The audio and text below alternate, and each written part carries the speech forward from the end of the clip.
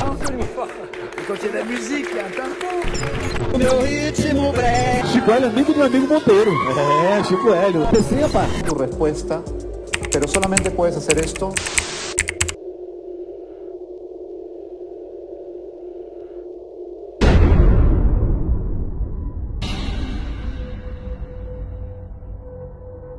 Canal Libre.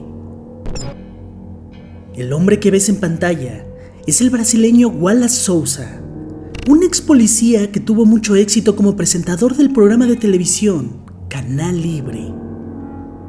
Programa en el que se presentaba música, entrevistas y humor, pero por lo que se hizo popular fue por los casos de crímenes que se transmitían, por lo general de una manera muy explícita, en donde se exponían casos de asesinatos y secuestros.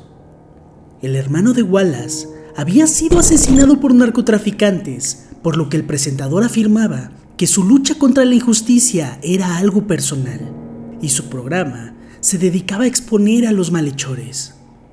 Gracias a su popularidad y fama como defensor del pueblo, Wallace pudo dar el salto a la política en 1998, cuando llegó a ser miembro de la Asamblea Legislativa del Amazonas. Pero había algo muy sospechoso en aquel exitoso programa. Resultaba sorprendente que los equipos y camarógrafos del show llegaban siempre a la escena del crimen, incluso antes que la policía, lo que evidentemente comenzó a levantar sospechas entre los detectives que investigaban los casos. Así que la policía comenzó a investigar directamente al presentador del show. Wallace siempre lo presentaba como una cobertura exclusiva, pero parecía tener un sexto sentido que le indicaba en dónde y cuándo se podía estar cometiendo un crimen. Lo que pocos sabían es que el famoso presentador al que todos adoraban y cuyo programa había levantado los ratings de la televisión local era en realidad un asesino que contrataba sicarios para cometer los crímenes que su equipo del programa cubriría con la finalidad de aumentar los índices de audiencia de su programa. Al tener contactos poderosos, Wallace se dio cuenta que estaba siendo investigado por la policía, por lo que hizo todo lo posible por entorpecer y ralentizar la investigación en su contra. Sin embargo, la justicia siguió avanzando hasta que lograron juntar la suficiente evidencia para arrestarlo junto con su hijo, a quienes se les acusó de mandar a ejecutar al menos a 5 personas. En octubre del 2009 se le presentaron cargos de asesinato, tráfico de drogas, intimidación de testigos y formación de banda criminal, por lo que procedió una orden de arresto en su contra. Al enterarse, Souza se dio a la fuga, pero sería el 9 de octubre del 2009 cuando él mismo terminó por entregarse a la policía. Esta historia daría un giro perturbador el 27 de julio del año 2010, cuando Souza sufrió un ataque al corazón y falleció sin ser sentenciado. Su hijo Rafael fue condenado a 17 años de prisión y Vanessa Lima, la productora del programa, también fue arrestada. Sin duda, uno de los casos más perturbadores de la historia de la televisión. Todos quieren ocupar su lugar. Mayo del 2019, Francia. Todos quieren ocupar su lugar. Es un programa de televisión de preguntas y respuestas. El presentador, Nagui Pham, al principio de cada programa hacía a modo de presentación a cada uno de los concursantes una serie de preguntas personales, y es cuando llega el turno de un hombre alto de 59 años, quien se presentaría como François de la Grande Motte, y en la plática él afirmaba ser un ex policía. Bromean un poco sobre cómo subir de puesto siendo policía, comenzando como un policía de a pie hasta llegar a ser un policía montado. Sin embargo, el paso de François en el programa no duró mucho, ya que fue eliminado en la primera ronda del juego.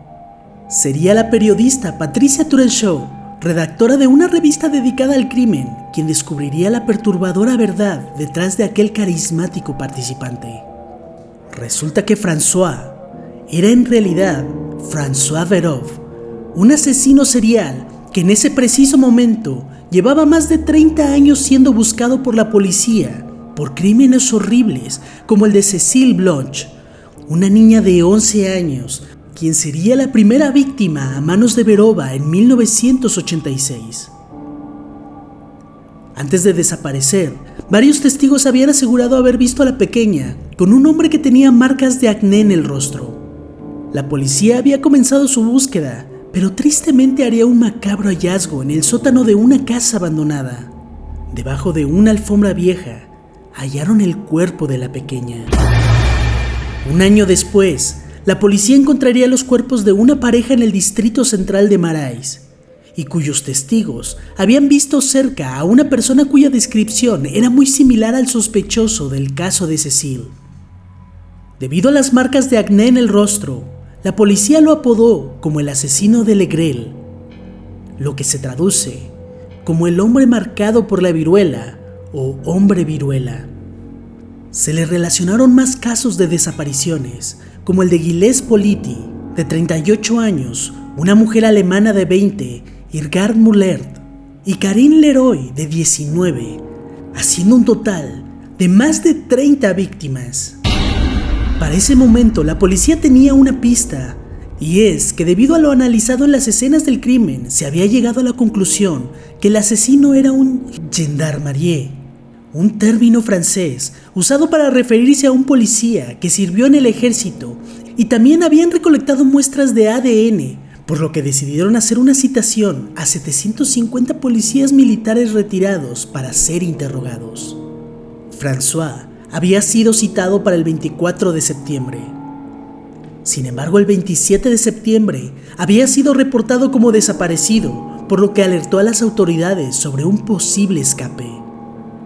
Sería el 29 de septiembre cuando la policía encontró a François en un piso alquilado, pero no fue de la manera en que ellos hubieran querido. Resulta que el hombre se había quitado la vida, y en sus manos tenía una nota en la que afirmaba que no se encontraba mentalmente bien en el tiempo que cometió los homicidios. Y según su nota, a partir de 1990 se había recuperado y no había vuelto a cometer otro crimen. En su nota final había detallado sus crímenes y estos coincidían con las evidencias. Resulta perturbador saber que aquel hombre, que parecía un adulto mayor de lo más común, que tuvo esposa y 2 hijos y vivía con total normalidad, había sido un monstruo que acabó con la vida de muchos inocentes. El valor de la verdad. Año 2012, Perú. El conductor Beto Ortiz del programa del Valor de la Verdad explicaba las reglas. El jugador se sentará en un sillón rojo conectado a un polígrafo. Será interrogado y tendrá que decir completamente la verdad. Las preguntas cada vez serán más y más personales y embarazosas, tanto que podrían afectar sus vidas y a sus seres queridos, los cuales se encuentran en el set observándolo todo.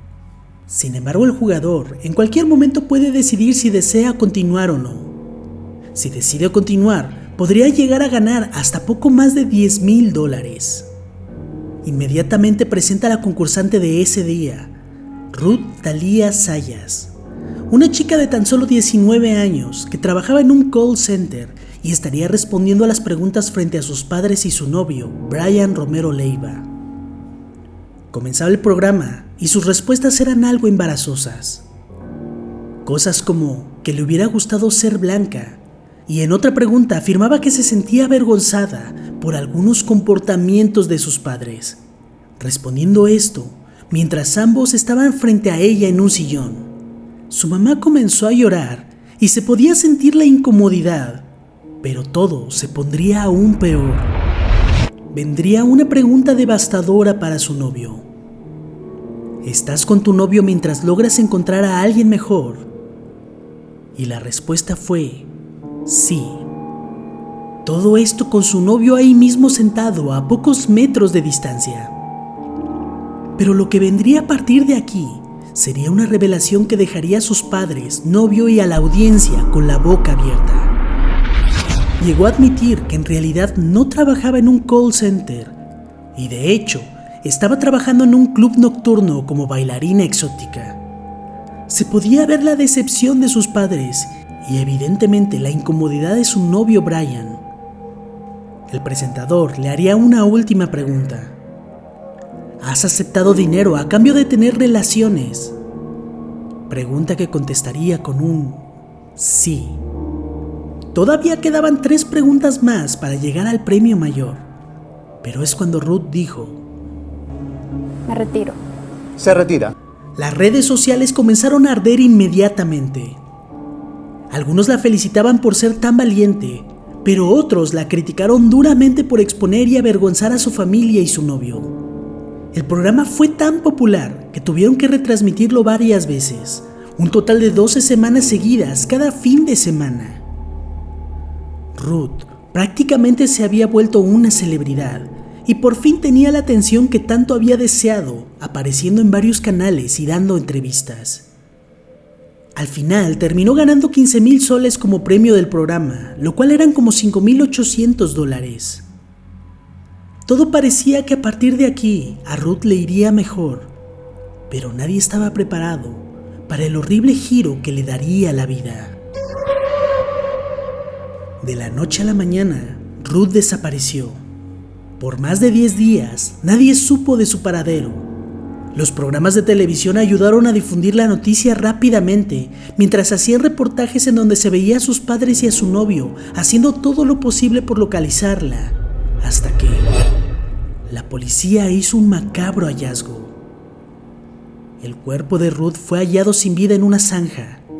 Al parecer, su cuerpo tenía marcas alrededor de su cuello, por lo que pronto cambió de un caso de desaparición al de un homicidio. En una de sus últimas entrevistas, había dicho que a partir del programa había terminado con su novio debido a la vergüenza que lo había hecho pasar, por lo que la policía inmediatamente volteó a verlo como el principal sospechoso. Cuando fue detenido, no tardó mucho en contar la verdad. Resulta que todo el asunto se reducía a dinero. Sentía que por haberlo expuesto frente a todo el mundo, Ruth le debía parte del premio y se había decidido a ir a cobrarle.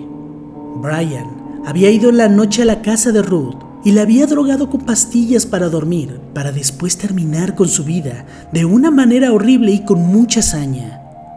Y esto no es todo.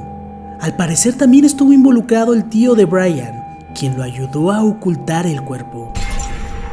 Ambos fueron detenidos y Brian fue condenado a 33 años de prisión y su tío Reddy Leiva a 30 años. Ambas sentencias no fueron para nada del agrado de los padres de Ruth, quienes esperaban la cadena perpetua por el horrible crimen cometido contra su hija. Y estos han sido 3 casos perturbadores de asesinos que fueron a un programa de concursos. Y si eres nuevo en el canal y te has quedado con ganas de más, no olvides ver la primera parte cuyo link te estaré dejando en la descripción. Si te gustó el video, regálame un super like y por favor no olvides suscribirte y activar la campanita para que YouTube te recuerde cuando suba un video nuevo. Y si quieres continuar con el terror, suscríbete a mi canal secundario Enigmation Historias, en el que te estaré narrando creepypastas, leyendas urbanas y más historias perturbadoras. Te dejo el link en la descripción. Vamos a hacer crecer esta comunidad de amantes del terror y las historias oscuras. Muchísimas gracias y muy buenas noches.